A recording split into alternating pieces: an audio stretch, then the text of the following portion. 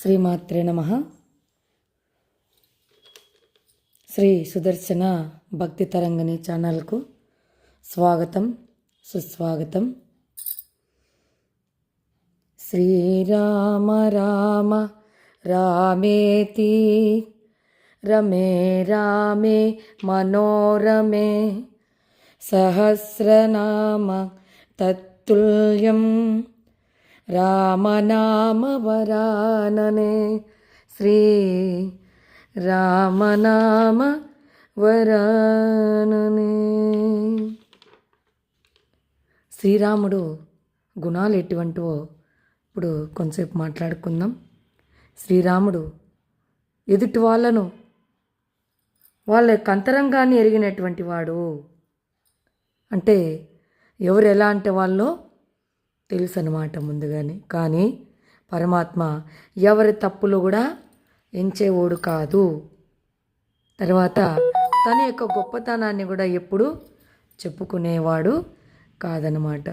అలాగే వాళ్ళు మంచి వాళ్ళైతే వాళ్ళు తోడుగా ఉంటాడు, చెడ్డ వాళ్ళ యొక్క సహవాసానికి ఎప్పుడు వెళ్ళాడనమాట. కాబట్టి ఆ మహానుభావుడు ఏనుగును సైతం సాధు జంతువుగా మార్చగలిగినటువంటి వాడు. పరమాత్మ తన గొప్పతనాన్ని మనమైతే అయ్యో ఆ గుళ్ళో ఈ గుళ్ళో ఇలా చేసామని చెప్తాం. కానీ పరమాత్మ తన గొప్పతనాన్ని ఎప్పుడు చెప్పుకోడట. తను చేసిన సేవను కూడా ఎప్పుడు కూడా గుర్తు చేసుకోడంట, ఎవరితోనూ చెప్పడట. కానీ ఇంకా ఏదో చెయ్యాలి అని అంటాడనమాట. లోకంలో ఏదో సేవ చెయ్యాలి అనేటువంటి భావనతో ఉంటాడు.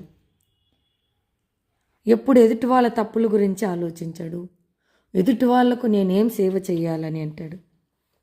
మరి చూడండి, కైకమ్మ 14 ఏళ్ళ అడవికి పంపించింది. కానీ అన్నాడా ఎప్పుడన్నా అమ్మా నువ్వు తప్పు చేసావన్నాడా?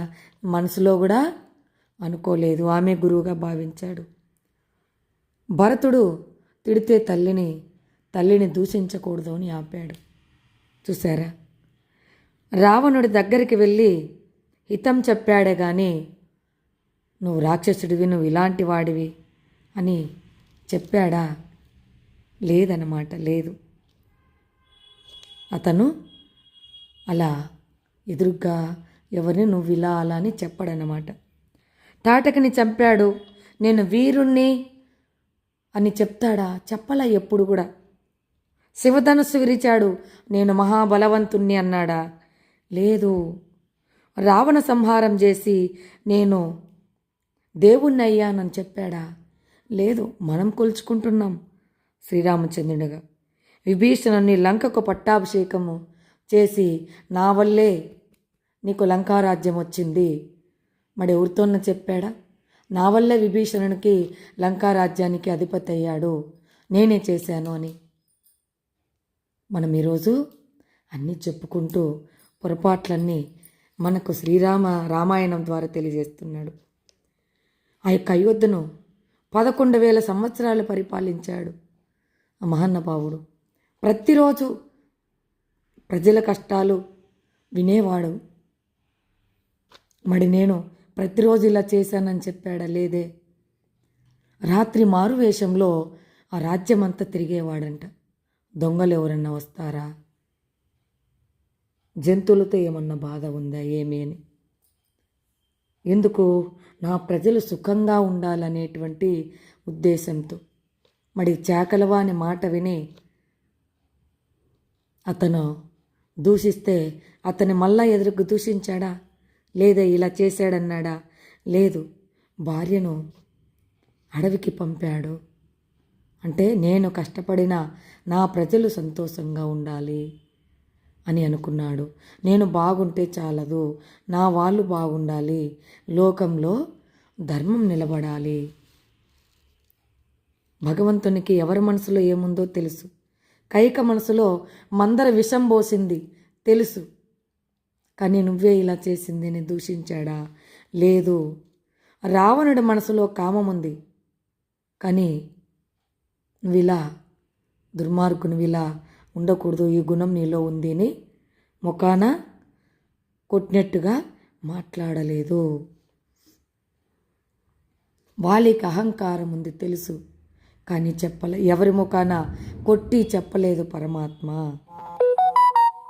కాబట్టి మాటతో మనిషి మారడు, చెప్తే చేసి చూపించాలన్నదే ఆ శ్రీరామచంద్రుని యొక్క సందేశం అన్నమాట. తర్వాత ఇక్కడ ధనవంతుడా, కులం గొప్పదా అని చూడడు పరమాత్మ. గుహుడు బోయవాడు, కానీ హృదయం మంచిది, అందుకే గుహునితో స్నేహం చేశాడు. సుగ్రీవుడు కష్టంలో ఉన్నాడు, కానీ ధర్మం తప్పలా, అందుకే సుగ్రీవుని వాలిని కాదని సుగ్రీవునితో స్నేహం చేశాడు. విభీషణుడు రాక్షస వంశం, అయితే భక్తుడు, నిరంతరము హరినామస్మరణ చేస్తూ దుర్గుణాలు లేకుండా ఉన్నాడు కాబట్టి అతనితో స్నేహం చేశాడు. రాముడు చూసింది కులం కాదు, గుణం కాదు, ధనం కాదు, ధర్మము, భక్తి, ఇవి మాత్రమే చూశాడు. ఆ రావణుని కూడా 3 సార్లు చెప్పాడు, చీతనిచ్చేయి, ధర్మంగా ఉండు అని చెప్పాడు, కానీ వినలా. అందుకే అప్పుడు యుద్ధం చేశాడు. ఎక్కడ ధర్మం ఆచరించాడు, ధర్మానికి హానిలు కనుక్కోకుండా. ఇంకా కిష్కింధలో దుందుబి అనేటువంటి రాక్షసి ఉండేదట. ఆ రాక్షసి ఏనుగు రూపంలో ఉండేదట. ఆ రాక్షసి ఏనుగు ఉండేదట. వాలి దాన్ని చంపి ఆ రాక్షసి కిష్కింధపురంలో ఇబ్బంది పెడతా ఉంటే ఏం చేశాడు, చంపి విసిరేశాడు. అది ఎక్కడ పోయి పడింది, ఋష్యమూక పర్వతం మీద పడింది. అంటే ఋష్యమూక పర్వతం పోయి యొక్క ఋష్యమూక ఋషి మీద పడింది.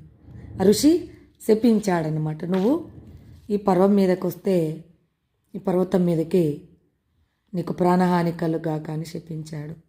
ఎవరిని, వాలిని. కాబట్టి కానీ రాముడు సుగ్రీవుడి సైన్యంలో ఉన్నప్పుడు ఏనుగులన్నీ స్వామితో పాటు కూడా వచ్చి యుద్ధం చేశాయట. మరి ఆ యొక్క లంకలో అక్కడ కూడా ఏనుగులన్నీ కూడా యుద్ధానికి వచ్చింటే రామబాణం వేస్తే అవన్నీ వంగి నమస్కరించాయట. చూసారా, రామనామంలో అంత గొప్ప శక్తి ఉంది. కలిపురుషుడు కూడా మనలో ఉన్న అహంకారాలు, ఈ గుణాలనేటువంటి ఏనుగులు